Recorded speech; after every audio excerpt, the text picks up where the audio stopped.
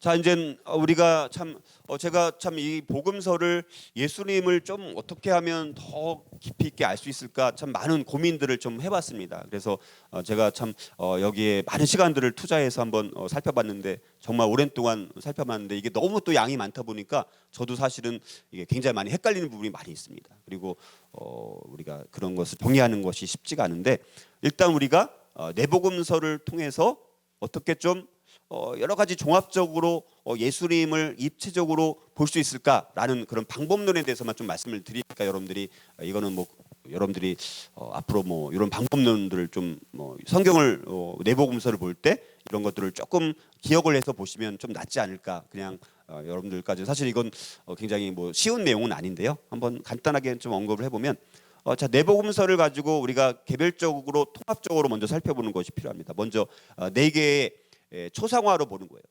그러니까 우리가 어떤 이제 뭐 조각품이 있다라고 했을 때 어떤 조각품이 있을 때 어떤 사람이 앞에서 보는 모습과 뒤에서 보는 모습과 왼쪽에서 보는 모습과 오른쪽에서 보는 모습은 달라요. 그리고 옛날 뭐 인도 같은데 뭐 이런 뭐 속담도 있지 않습니까? 다 장님들이 몇 명이 모였는데 코끼리가 지나가는 거예요. 근데 이 사람들은 볼 수가 없으니까 코끼리가 지난다고 하니까 어떤 사람은 코를 만져보고 어떤 사람은 이제 상아를 만져보기도 하고 어떤 사람은 발을 만져보기도 하고 어떤 사람은 꼬리를 만져보기도 하고 그래서 코끼리가 지나간 다음에 내가 경험한 코끼리는 딱딱해. 상아를 만진 사람은 코끼리는 매우 매우 딱딱한 동물이야. 뭐 어떤 사람은 뭐 코를 만져보니까 굉장히 물컹물컹하게 뭐 부드러운 게 있어. 다 자기가 경험한 것. 그러니까 우리가 마찬가지로 네 개의 초상화로 보는 거예요. 그러니까 네 저자를 통해서 예수님의 어떤 분인지를 입체적으로 봐야 되고 그 다음에 또 내복음서를 또 한번 통합해서 한번 또 보는 거예요. 그리고 이제 두 번째는 시간적인 연대기와 공간적 이동에 따라 한번 살펴보는 거예요. 예수님께서 여러분들 복음서는 뭐 마태복음 같은 경우 여러분들 그 시간 연대적으로 시간 순서대로 이 기록되었을까요? 어떻게 기록되었어요? 마태복음 같은 경우.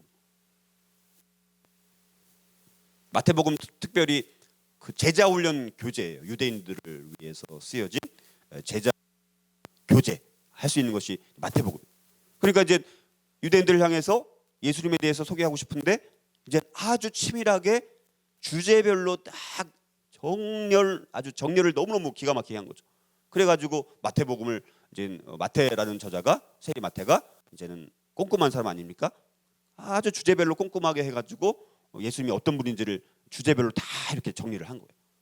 그러니까 시간 순서대로 기록이 된 게 아니에요. 특별히 뭐 마가복음 정도는 어느 정도는 순서대로 좀 기록이 되어 있어요. 가장 짧은 복음서가 마가복음 아닙니까? 그렇죠? 그래서 그거는 좀 약간 순서대로 기록이 되어 있고 요한복음 같은 경우는 또 대부분이 뭐예요? 거의 예수님의 초기 사역과 예수님의 거의 이제 십자가 사건 직전에 짧은 그 시기 그거를 집중적으로 또 다루고 있어요. 그래서 우리가 시간적으로 예수님께서 어떻게 활동하셨는지에 대해서 우리가 잘 모르더라고요. 그리고 되게 헷갈리고 그래서 우리가 시간적으로 한번 훑어보는 것이 필요하고 또 지리적인 공간 하나님이 어디서 말씀하셨느냐에 따라서 그 내용이 의미가 달라지는 거죠. 예수님께서 유대에서 말씀하셨느냐 갈릴리에서 말씀하셨느냐 아니면 여러분들 갈릴리 바다를 당시에 무슨 바다라고 혹시 불리었는지 아시나요? 갈릴리 바다를? 갈릴리 바다를 또 무슨 이제 바다라고 또 해요. 신약 성경에 나오는 디베랴 바다, 디베랴. 자, 디베랴가 나오면 이 디베랴는 또 갈릴리 바다 말고 또 다른 호수가 있었나? 우리가 그렇게 생각하는데 디베랴가 거기가 갈릴리 호수예요. 디베랴는 뭐예요? 그 당시 로마 황제가 티베리우스 황제였어요. 티베리우스 황제의 이름을 기념해서 갈릴리 호수를 티베리우스 그거를 이제 황제 이름으로 호수 이름을 바꾼 거죠. 그리고 뭐 가이사랴 빌립보, 카이사랴 이게 카이사를 말하는 거예요. 황제의 도시, 황제를 이제 높이기 위해서 도시를 만들어서 가이사랴 빌립보라는 도시를 만들. 그러니까 예를 들어서 그 사도 베드로가 예수님이 나를 누구냐라고 했을 때 엘리야다, 뭐 선지자 중에 한 사람이다. 그랬더니 베드로가 뭐라고 말했어요? 아주 위대한 신앙 고백을 하지 않았습니까? 주는 그리스도시요 살아계신 하나님의 아들이시니이다. 그걸 어디서 베드로가 고백을 했냐면 가이사랴 빌립보에서 고백을 했어요. 가이사랴 빌립보는 무슨 도시? 황제의 도시. 황제의 도시 한복판에서 베드로의 고백은 황제가 나의 신이 아니라 우리 예수님 당신이 그리스도요 살아계신 하나님의 아들이시니다라고 고백하니까 이게 유대에서 그냥 고백을 한 개념이라면 와닿는 느낌이 다를 텐데 황제의 도시 가이사랴 빌립보에서 주는 그리스도시요 살아계신 하나님의 아들이시니라고 고백하니까 훨씬 더 그 의미가 아주 그냥 굉장히 의미가 더 깊어지는 것이죠. 그러니까 우리가 장소, 공간의 이동, 예수님이 지금 어디서 사역을 하신 건가? 예수님이 지금 어디서 어디로 가고 계신가? 여기서 저기 왜 가시는가? 뭐 이런 것들을 우리가 알 수만 있다면 훨씬 더 예수님께서 지금 걸어가시는 그 길을 우리가 함께 걸어간다라고 생각하면 내가 지금 예수님 동행한다고 생각을 해보세요. 그러면 그 말씀이 훨씬 더 우리에게 생동감 있게 와닿고 그 의미가 훨씬 더 우리 안에 의미 있고 생동감 있게 다가올 수 있다는 거예요. 그러니까 이런 것들이 그냥 우리가 무시할 수 있는 게 아니라는 거예요. 이런 것들을 우리가 그냥 무시하고 그냥 이렇게 평면적으로 예수님을 보면 그냥 우리가 예수님은 밋밋하게 평면적으로 나에게 그냥 인식이 되는 거죠.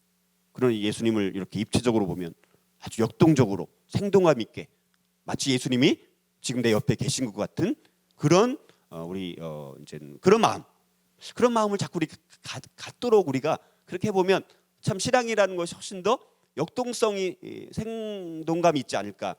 저는 이제 그런 생각들을 해봤어요.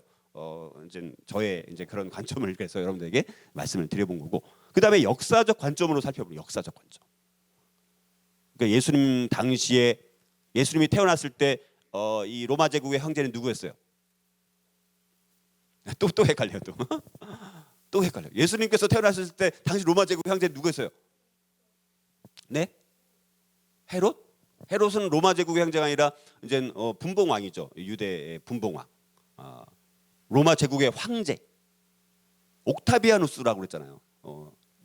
BC 27년부터 AD 한 14년경까지 아주 오랫동안 로마 제국의 황제가 되어서 이제 이스라엘도 로마 제국의 속국이었기 때문에 이제 그 당시는 이제 그래서 성경에 보면 카이사르 이제 가이사로 돼 있죠. 가이사의 것은 가이사의.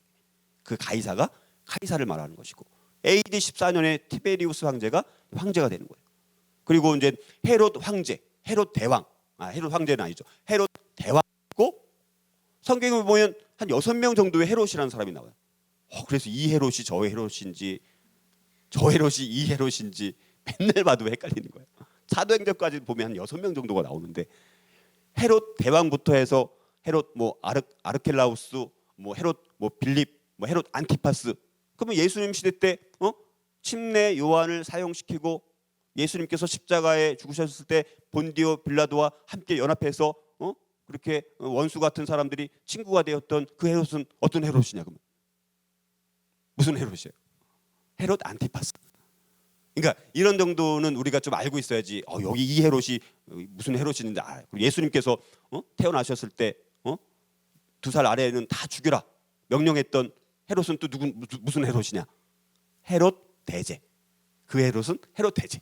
그러니까 이런 역사적인 그 상황에 그 황제가 누구고 그다음에 분봉왕이 누구고 총독이 누구고 이런 거를 알면 훨씬 더 성경의 그 배경을, 그러니까 여러분들 유대인들이 마태복음을 읽은 거랑 우리가 마태복음 읽은 거와는 차원이 다른 거예요.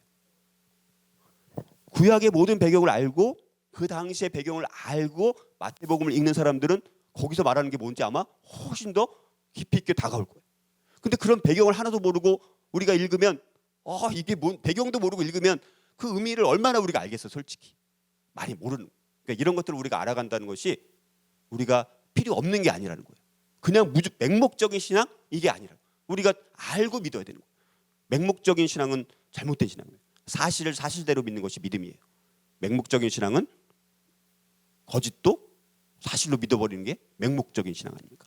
오늘날 많이 문제가 발생하는 이유가 뭐예요? 맹목적인 신앙도 매우 많다. 무조건적으로 믿는 게 아니에요. 알고 믿는 거예요. 우리 그리스도인들은 알고 믿는 사람들. 자, 그리고 이제 마지막 네 번째에서는 문학적인 렌즈로 이제 읽는 건데, 이거는 이제 제가 신학대학원 이제 할 때 이제 THM 전공한 게 이제 이 그 서사 비평이라는 걸 공부했어요. 서사 비평. 서사 비평이라는 게 뭐냐면 이제는 이야기로 보는 거예요. 그러니까 우리가 여러분 구약은 참 이야기로 많이 되어 있어요. 재밌어요. 그리고 사실 복음서도 이야기나 마찬가지예요. 근데 사실 서신서는 좀 어려워요. 왜냐면 이 편지잖아요, 편지. 편지라는 것은 또 뭐 기승전결 뭐 이렇게 해가지고 막 논리적인 거예요, 굉장히. 그러니까 굉장히 그 갈라디아서 이런 거는 뭐 갈라디아서 같은 경우는 사실 쉽지가 않아요. 굉장히 그런 서식에 맞게 아주 짜임새 있는 조직적인 논리적인 서신서가 갈라디아서 같은 거. 그러니까 매우 신학적이고 어렵습니다, 사실은. 근데 이제 이 이야기로 보는 건 굉장히 좋은 게 뭐냐면 우리가 여러분들 드라마 볼 때 드라마를 재밌게 하는 그 요인이 뭘까요? 드라마를 여러분들 드라마 재밌게 보잖아요, 그렇죠? 영화도 재밌게 보고. 자, 드라마를 재밌게 보고 영화를 재밌게 보는 그 요인이 뭘까요? 어떤 영화가 재밌고 어떤 드라마가 재밌어요? 반전, 그렇죠?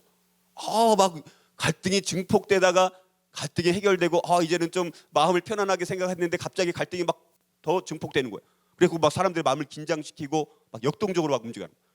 바로 여러분들 성경도 그런 관점으로 보면 매우 역동적으로 성경을 보게 돼요. 예수님의 생애도 보면 예수님이 그냥 아주 굴곡 없이 평탄하게 태어나셔가지고 또 이제 뭐 인기의 해를 거쳐서 준비회를 거쳐서 인기회를 거치고 또 순환의 해를 거쳐가지고 이렇게 뭐 밋밋하게 우리가 예수님께서 사역을 하셨을까요? 아주 그렇지 않습니다. 굉장히 예수님께서 갈릴리에서 인기의 해로 막 병자 치유하고 말씀이 능력이 있고 하니까 사람들이 막 따라가요. 그러다가 갑자기 이제 반대 세력들이 막 나타납니다. 이제는 막 바리새인들, 서기관들, 대제사장들 이제 이 사람에 대해서 경계를 하기 시작하는 거예요. 그래서 계속해서 어떻게 하면 죽일까? 그러면서 예수님께서 그들에게 핍박을 받고 그러다가 또 예수님께서 또 문제를 또 해결하고 어떤 사람이 또 죽어가지고 막 슬퍼할 때 예수님께서 또 그를 구원해 주시고 막 이렇게 하면서 매우 굴곡이 많아요. 그것을 우리가 소설에서 말하는 게 뭐예요? 플롯이라고 하는 거죠. 플롯. 그러니까 플롯을 어떻게 짜느냐에 따라서 그 이야기의 전개가 훨씬 더 사람들에게 흥미를 줄 수 있느냐 아니면 밋밋하느냐. 그 포인트가 플롯이라는 것이죠. 그러니까 우리가 이제 성경을 볼 때도 예수님을 볼 때도 그런 플롯이라는 문학적인 관점을 가지고 또 성경을 보게 되면 훨씬 더 우리가 이제 재미있게 성경을 우리가 더 볼 수 있고 아주 입체적으로 역동적으로 볼 수 있지 않을까. 자, 이렇게 이런 방법으로 참 보면 좋겠죠. 근데 이제 이렇게까지는 상당히 많은 시간과 노력이 필요합니다. 그래서 이거는 이제 뭐 아무튼 뭐 앞으로 여러분들이 예수님에 대해서 더 이제 관심 있게 이제 보실 때마다 이런 관점으로 한번 더 보시면 좀 낫지 않을까. 제가 어떤 하나의 틀을 좀 여러분들에게 소개를 해드렸습니다. 자, 그래서 좀 더 이제 뭐 이거를 자세하게 이거 하다가 뭐 서론만 하다가 오늘 다 끝나겠네요. 큰일 났네요. 자, 그래서 우리가 아까 했던 것처럼 초상 이미 다 설명을 다 드렸어요. 그러니까 지금 많은 부분을 다 했네 이미. 한 장에서 제가 다 요약해서 말씀드렸으니까 이제 쭉쭉 넘어가죠. 사복음서 이거는 그냥 우리가 참 이거는 많이 넘어가야 될 것 같아요. 이거 다 설명하려니까 너무 양이 많고 그래서 우리가 이 내복음서 특별히 마태복음은 예수님을 왕으로 또 이렇게 부각시키고 마가복음은 뭐 종으로 누가복음은 뭐 인간 예수님 또 요한복음 하나님으로서 예수님 뭐 이런 그 복음서마다 예수님이 부각되는 측면이 조금 다르니까 우리가 하나하나를 살펴보면서도 이거를 종합적으로 보면 예수님이 왕이시기도 하고 종이시기도 하고 인간이시기도 하고 하나님이시기도 하네. 그러면서 우리가 예수님을 뭐예요? 훨씬 더 종합적으로 입체적으로 볼 수가 있게 되어지는 것이죠. 자, 그래서 우리가 사복음서 대조를 우리가 할 수 있는데요. 특별히 이제 여러분들 마태복음은 일단 크게 요거 정도만 아셔도 그냥 될 것 같아요. 처음엔 마태복음은 대상이 누구예요? 유대인들을 대상으로. 그래서 유대인들을 대상으로 기록했고 그리고 여기서는 유대인들 입장에서는 그들에게 약속된 메시아, 약속된 구원자로 예수님께서 오셨다라는 것을 강조하는 거예요. 그러니까 마태복음에서는 뭐예요? 그래서 예언에 성취된 이야기들이 많이 나오는 거죠. 자, 그리고 마가복음은 대상이 누굴까요? 로마인들, 로마 사람들. 자, 이거는 이제 강력한 구원자. 로마는 뭐예요? 로마 제국 아닙니까? 그러니까 로마 제국에 사는 로마인들에게는 예수님이 어떤 분으로 묘사되어야지 로마 제국에 사는 사람들이 예수님에 대해서 호감을 가질까요? 강력한 구원자인 거죠. 그러니까 유대인들에게는 어떻게 호소해야지 예수님이 부각돼요? 약속된 구원자. 로마인들에게는 강력한 구원자가 되어야지. 그래서 마가복음에는 질병, 자연, 죽음을 능가하는 권세를 갖고 계신 분, 이런 것이 짧은 복음서지만 이런 것들이 많이 나오는 거예요. 다른 그런 것보다는. 그러니까 대상에 따라서 다른 식으로 이야기를 풀어가야지 듣는 대상이 거기에 맞게 들을 수 있지 않습니까? 그렇죠? 누가복음은 대상이 누구예요? 헬라인들, 그리스인들이에요. 그래서 완벽한 구원자. 헬라인들은 늘 의심이 많아요. 그런데 이제 우리 그리스도께서는 그 완벽한 구원자라는 것이죠. 자, 그리고 요한복음은 대상이 이제 여러 전 세계 모든 인간들, 모든 사람들이 대상이 되는 게 요한복음이라고 볼 수가 있고, 여기서는 그래서 개인적인 구원자. 자, 그래서 여러분들 우리가 보통 내비게이터라든가 무슨 CCC 뭐 이런 제자 이런 교재에서 주로 많이 다루는 내복음서는 뭐냐면 주로 요한복음이에요. 근데 여러분들 여기서 제일 쉬운 책이 내복음서 중에서 어떤 게 제일 쉬울까요? 그러니까 요한복음이 제일 쉬워요. 여러분들은 상당한 수준이시네요. 요한복음이 제일 어려워요, 사실은. 제일 쉬운 게 마가복음, 제일 짧으니까 솔직히 제일 짧아요. 그리고 이렇게 행동 중심으로, 신학적인 것보다는 행동 중심으로 마가복음은 막 예수님의 움직임에 따라서 기록을 하고 계세요. 그러니까 굉장히 좀 짧기도 하고 제일 쉽죠. 그래서 이거는 뭐 보통 이제 대학교 정도 수준. 그리고 이제 그 다음에 이제 마태복음, 이거는 막 대학원. 그 다음에 누가복음, 이거는 뭐 이제 거의 이제 박사 바로 직전에 요한복음 박사 수준. 근데 요한복음 매우 심오한 이제 복음서예요. 근데 이제 거기는 왜 그런데 이런 내비게이터라든가 이런 제자훈련 교재로 요한복음을 많이 써요? 개인적인 구원자. 그러니까 제자 훈련을 하려면 그들이 인격적으로 예수님을 만나야지 그들이 예수님 앞에 굴복할 수 있으니까 요한복음에 있는 내용들은 개인적인 구원자로서 개인적인 하나님을, 예수님을 믿게 만드는 그런 말씀들이 매우 많거든요. 그러니까 어렵지만 개인적인 구원자를 강조하니까 보통 선교단체에서 이렇게 많이 말씀을 인용하는 것이 바로 요한복음이라는 거예요. 그래서 여기 이제 이런 부분들은 여러분들 그냥 여러 가지 인터넷 같은 데 찾아보면 많아요. 내복음서 비교되는 거 많으니까 이거는 그냥 넘어가고.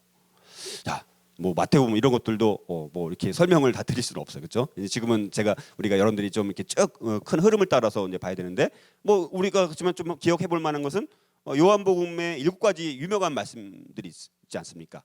이게 뭐 7가지 에고에이미라고 해요. 에고에이미, 이게 뭡니까? 나는 나다. 그러니까 우리 하나님께서 이제 모세에게 나타났을 때, 이제 떨기나무에서 나타나셨을 때 뭐라고 말씀하셨어요?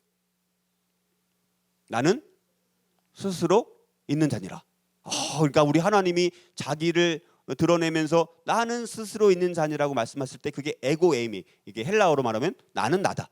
이거는 아무나 선언할 수 있는 게 아닌 거죠. 하나님이신 분만이 선언할 수 있는 것이 에고에이미, 나는 나다. 근데 그게 요한복음에 7가지가 나와요. 요한복음에는 7가지가 나오는 게 3가지가 있습니다. 그거를 우리가 알면 요한복음을 이해하는 데 상당히 도움이 되는데, 나는 뭐라고 처음에 말씀하셨냐면 나는 생명의 떡이다. 자, 예수님이 자기를 표현할 때 나는 생명의 떡이다 라고 이제 말씀을 했다는 거예요. 의에 줄이고 목마른 자들의 생명의 양식이 되는 존재다.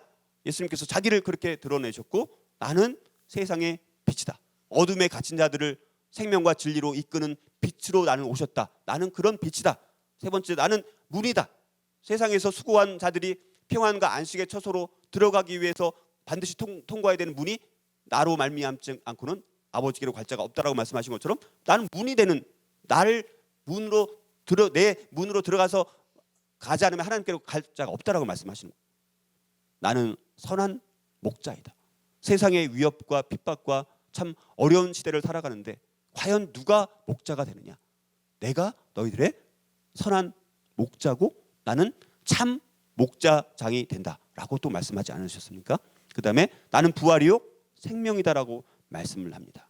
나중에 우리에게 부활을 주시고 생명을 주실 수 있는 유일한 분이 바로 나다라고 말씀하시는 것이고, 나는 길이요 진리요 생명이다라고 말씀합니다. 예수 그리스도 자신이 진리, 예수님 자신이 진리라는 거예요. 그 진리와 생명으로 통하는 길이 되시는 분이 바로 예수님이고, 나는 포도나무라고 말씀합니다. 우리로 하여금 의의 열매를 맺도록 영양분을 공급해 주시는 공급원이 되시는 분이 바로 예수님이라는 것을 우리가 기억을 해야 돼요. 우리가 그래서 7가지만 알아도 예수님이 난 어떤 분이다라는 것을 예수님이 자기를 드러낸 거예요. 자기가 어떤 존재라는 것을 말씀하신 거니까 굉장히 의미가 있는 거예요. 이게 다른 사람들이 말한 게 아니기 때문에. 그 다음에 또 7가지가 있습니다. 그게 뭐냐, 7가지 특별히 기적이 나와 있어요. 그래서 물로 포도주를 만드시는 이 사건 있지 않습니까?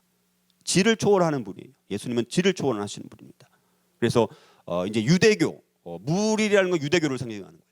포도주라는 것은 이제는 예수님 시대가 도래됐다는 것을 말씀하는 거예요. 그래서 물이 포도주로 바뀌게 되었다라는 것은 새로운 이제 은혜의 시대가 되었다라는 것을 우리에게 말씀을 하고, 왕의 신하의 또 아들을 고치시면서 공간을 또 초월하시는 분이에요. 공간을 초월하십니다. 멀리서도 예수님께서 말씀하시니까 먼 데서도 치료를 받는 거예요. 꼭 그 옆에 없어도 예수님께서 말씀만 하시니까 먼 곳에 있는 사람들도 치료된다라는 거예요. 38년 된 병자를 고치시면서 시간을 초월하는 거예요. 인간이 시간 안에 이렇게 갇혀 있다라면 38년, 100년 뭐 다 그 시간을 다 초월하시는 분이에요. 5천 명을 먹이시는 것을 통해서 양을 초월하시는 거예요. 어떻게 그렇게 오병이어로 그렇게 많은 사람들을 먹여 살릴 수가 있을 것인가? 양을 초월하시는 분이고, 바다 위를 걸어가시는 분이 자연 법칙을 초월해요. 맹인을 고치신 것을 통해서 운명을 초월하는 거예요. 우리의 운명을 바꿔줄 수 있는 유일한 분이 우리 예수님 아니십니까? 그리고 죽은 나사로를 살리시므로 죽음을 또 초월하시는 분. 그러니까 예수님의 7가지 이적을 통해서 예수님이 어떤 분이지? 결론적으로 이렇게 7가지를 다 할 수 있는 분이라면 예수님은 어떤 분이에요? 모든 것을 초월하시는 분인 거예요. 모든 것을 초월하시는 분. 자, 그리고 이제 뭐 17가지 요한복음에는 7가지 특별한 이렇게 사람들의 고백을 통해서 예수님이 어떤 분인지에 대해서 이렇게 증언하는 그런 이야기들이 나오는데, 침례 요한 같은 경우는 그는 하나님의 아들이시다라고 고백하고, 안드레 같은 경우는 우리가 메시아를 만났다. 그 메시아는 번역하면 그리스도. 이제 메시아는 아람어고 그리스도는 헬라어죠. 나다나엘 같은 경우는 라피어 당신은 하나님의 아들이시오, 당신은 이스라엘의 임금이로소이다. 그러니까 그들의 고백이 자기들이 알면서 뭐 다 했다라고 말할 수 없을 것 같아요. 이들이 무심코 나온 이 말이 그러나 정말 진리 되시는 것이고, 예수님이 어떤 분인지를 증언하는 고백이 되고 있는 것을 볼 수가 있고요. 시몬 베드로 같은 경우는 우리가 주는 하나님의 거룩하신 자이신 줄 믿고 알았사옵나이다.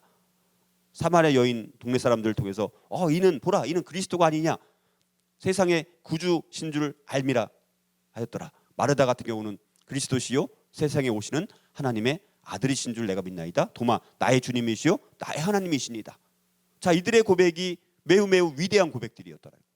자기들이 그 의미를 아마 다 알고는 결코 이런 말을 할 수 없을 텐데, 성령의 감동으로 이렇게 하나님께서 예수님이 어떤 분인지를 사람을 통해서 증언하는 고백들을 하게 하신 것이죠. 어떤 면에서. 자, 그래서 이제 아까 말씀드렸던 뭐 통합해서 이제 보는 거, 그다음에 이제 시간적인 연대기에 따라서 우리가 보는 거. 그래서 예를 들어서 뭐 여기 뭐 많은 예수님의 생에 대해서 우리가 있는데 혼인 잔치에 손님으로 가시고 니고데모와 대화를 나누시고, 뭐 사탄에게 뭐 세 차례 시험을 받으시고 여러 가지 이런 사건들이 있는데, 야, 이거를 순서대로 한번 지금 시험 보겠습니다. 여러분들 시험지 뭐 써서 저한테 제출 꼭 해주세요 하면 부담스러우시겠죠? 우리 이렇게 하면 우리가 헷갈리잖아. 이거를 시간적으로 우리가 한번 딱 정리를 한번 나중에 해보면 이게 사실은 우리가 알파벳 순서대로 이렇게 만들어 놓은 자료가 사실 있습니다. 그래서 우리가 A, B, C, D부터 해서 이렇게 좀 하면 좀 쉬운 방법이 있는데, 우리가 뭐 이렇게 나중에 한번 여러분들이 한번 해보시면, 그래서 이제 B부터 해서 이제 이렇게 볼 수가 있습니다. 그래서 베들레헴에서 출생하신 고 나사렛에서 목수로 생활하시고 사탄에게 세 차례 시험을 받으시고 혼인잔치에서 손님으로 가시고 성전을 청결하게 하신 사건, 니고데모와 대화 나누고 산상수훈, 천국의 비유를 말씀하시고 나사렛 무덤, 제자들의 발을 씻겨주시는 거. 이렇게 이제 순서대로 쫙 알면 훨씬 더 우리가 낫겠죠. 그리고 공간적인 장소. 그래서 예수님의 시대는 굉장히 이제 주로 이제 팔레스틴 중심으로 이제 짧은 아주 좁은 공간이죠, 사실. 그렇죠? 우리가 구약 시대 때는 굉장히 범위가 넓어요, 그렇죠? 굉장히 범위가 넓다라면 우리 신약의 시대는 굉장히 짧고, 그러나 또 우리가 이제 바울 서신을 보게 되면 또 여러 가지 전도 여행을 통해서 또 범위가 또 넓어지죠. 우리가 예수님의 세계는 아주 좁아요. 그러니까 우리가 요 팔레스틴 땅에 대해서만 좀 어느 정도만 알고 있으면 여기가 어딘가, 여기가 사마리아가 어디고, 유다가 어디고, 예루살렘이 어디고, 베다니가 어디고, 여리고가 어디고, 베레아, 뭐 데가볼리, 갈릴리가 어디고, 또 뭐 베세데아, 고라시나 할 때 그게 어디고, 가버나움, 예수님께서 가버나움이라는 곳이 예를 들어서 예수님의 사역의 본부 같은 곳이 가버나움이에요. 가버나움에다가 집을 거기서 사시면서 거기가 중심이 돼서 본부가 되어서 이제 뭐 예를 들어서 사역을 하셨다가 이제 예루살렘에 뭐 몇 번 가시잖아요, 그렇죠? 그래서 예루살렘에 이제 가시고 뭐 다시 어디로 그러면 어디로 가셨지? 가버나움으로 가셨겠죠. 왜냐면 가버나움이 본부였기 때문에. 그러니까 우리가 그렇게 되면 이제 예수님이 가버나움에 본부를 두고 했구나. 가나에서 뭐 혼인잔치가 어디서 있었느냐? 가나. 나사렛이 어디냐? 예수님께서 나사렛에서 이제 자라시고, 자, 이런 것들, 가이사랴 빌립보가 어디냐? 뭐 헬몬산, 이런 정도의 이런 지역에 대한 것을 좀 알고 지명을 좀 알고 있으면 우리가 성경 신약을 볼 때 훨씬 더 이해하기가 좋을 것 같고, 또 역사적 관점으로 아까 말씀드렸고요. 그다음에 이제 문학적인 관점도 말씀을 드렸습니다. 그래서 제가 원래 제가 이렇게 해서 210 크게 보면 210가지로 예수님의 이야기를 한번 제가 나름대로 쫙 한번 정리를 해봤어요. 그게 이제 PPT로 이제 2천 페이지가 되는 거예요. 2천 페이지. 근데 그거는 우리가 또 나중에 또 혹시 기회 되면 또 배울 수 있는 시간이 있으면 좋을 것 같고요. 자, 그래서 이제 여러분들 요거 여러분들 유인물에 있죠, 그렇죠? 이거 있나요 지금 이 화면? 네. 그러니까 요게 이제 이게 이제 예수님의 전체를 이제 큰 틀을 이제 보면 이렇게 정리를 할 수가 있는 건데요. 그래서 우리가 예수님께서 크게 이렇게 이제 크게 보면 예수님께서 이제 쉽게 보면 공생의 이전에 이제 태어나면서부터 또 자라면서 이제 거의 30대 전후 되기까지의 그 과정, 그리고 예수님의 공생애를 3년이라고 하잖아요. 예수님의 공생애를 3년으로 나누면 크게 뭘로 나누냐면 세 가지만 기억을 하세요. 많은 것까지는 몰라도 돼요. 첫 번째는 준비의 해, 두 번째는 인기의 해, 세 번째는 뭐예요? 순환의 해. 이렇게 세 가지만 크게 보시면, 준비의 해 때 뭐 여러 제자들을 만나면서 뭐 이렇게 여러 가지 또 하기도 하고, 인기의 때는 뭐 산상수훈에서 말씀을 하고 뭐 오병이어 같은 걸 하면서 많은 사람들한테 인기를 얻는 시대. 그러나 순환의 해 시대 때는 이제는 예수님이 이제 핍박을 받으면서 또 여러 가지 이렇게 그렇게 크게 이제 세 가지로 나눠 볼 수가 있어요.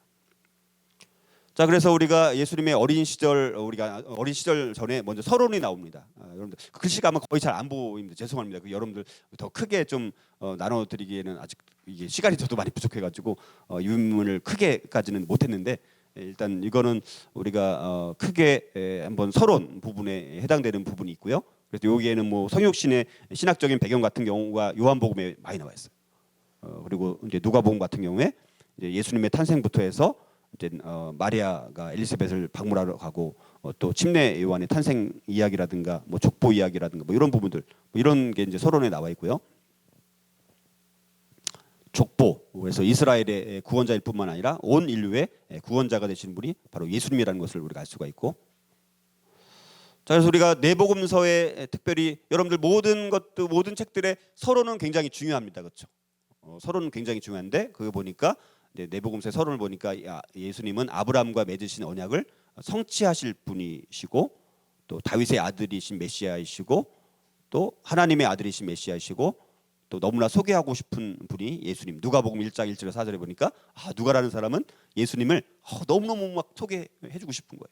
그런 것을 우리가 거기서 파악해 볼 수 수가 있고요. 선재하신 하나님의 아들, 하나님이신 분이 바로 예수님. 이게 서론을 통해서 우리가 서언, 그러니까 첫 번째 앞부분의 말씀을 통해서 이 정도 알 수가 있고요.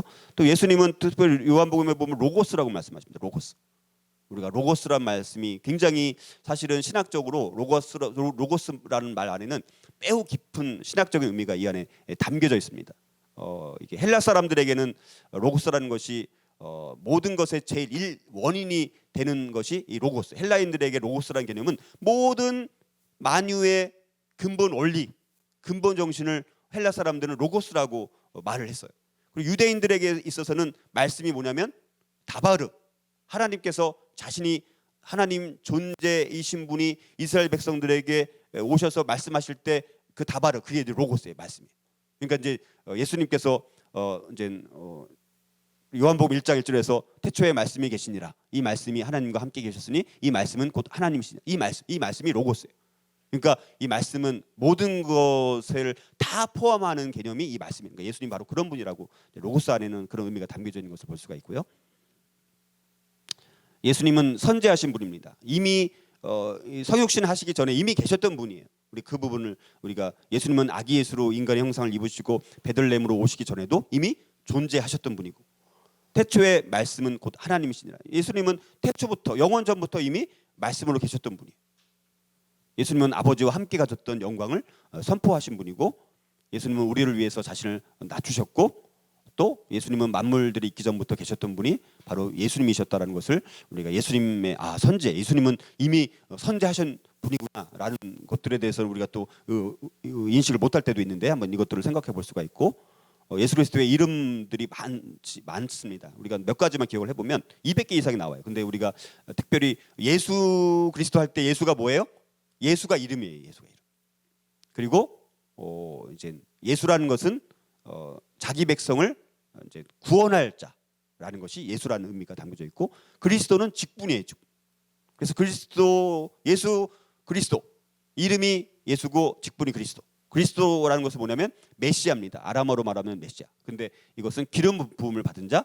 근데 유대인들에게 3명의 그 직분자들에게 기름 부음을 하고 취임식을 해요. 그게 왕, 선지자, 제사장. 근데 예수님은 왕과 선지자와 제사장의 이 모든 기능을 다 함께 갖고 있는 분이 바로 예수 그리스도라는 직분이 바로 그런 의미를 갖고 있다. 그리고 우리의 정말 주님이 되시는 분이 바로 우리 예수님인 것을 볼 수가 있고요.